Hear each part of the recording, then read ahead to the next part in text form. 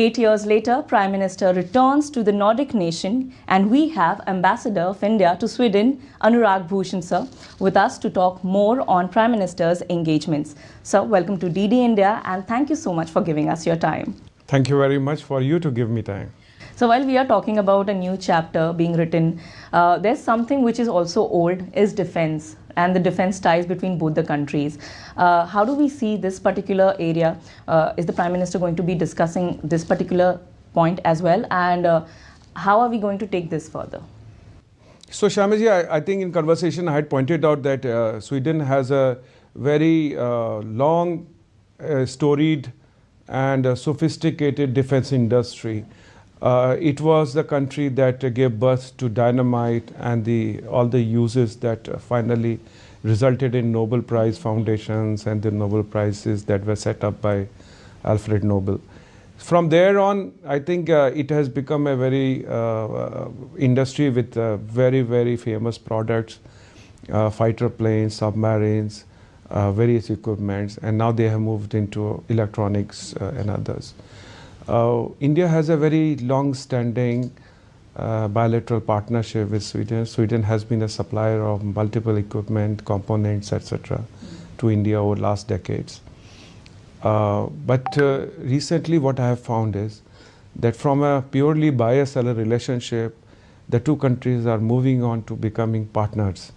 So co-development and co-production is something that both countries are looking at. I'm very happy to inform you that one Swedish company, Saab, has set up a very first 100% FDI company that will make Carl Gustaf guns in Haryana. But I think this would be one of the first initiatives, and there will be many such examples to follow. Definitely, sir. And innovation is also somewhere the Swedish area or the Swedish country is known to be one of the top threes or the top ones. This particular innovation ecosystem paired with the Indian skilled force, they both are complementing each other. How do we take this forward? And with Prime Minister's visit, new chapters are going to be written about this as well? Yes. I think Sweden has already been known for its innovation and for its technology savviness. By all surveys, Sweden is either number 1, number 2, or number 3, together with Singapore and Switzerland.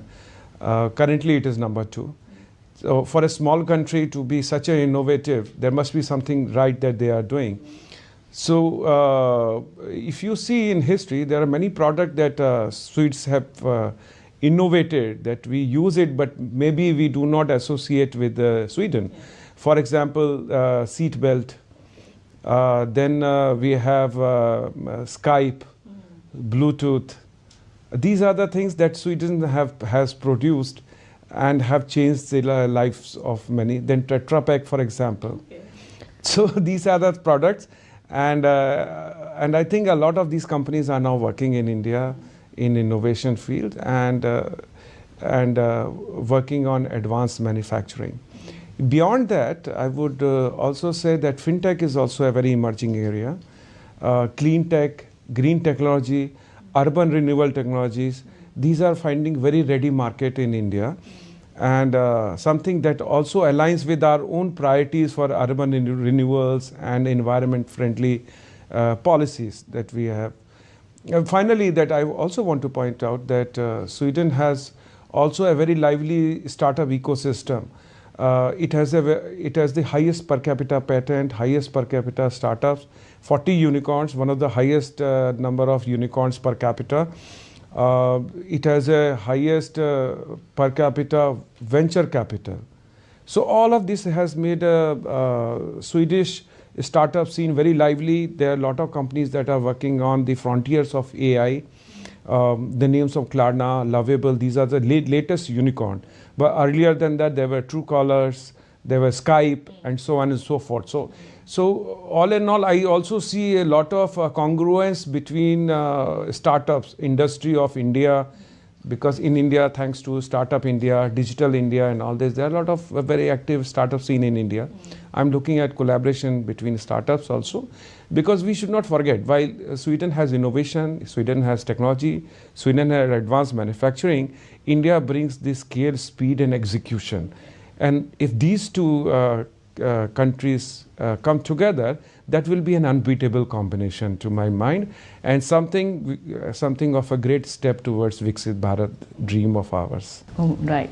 So as you're mentioning about Viksit Bharat, there is one, I would say, challenge in front of India is how do we deal with our waste.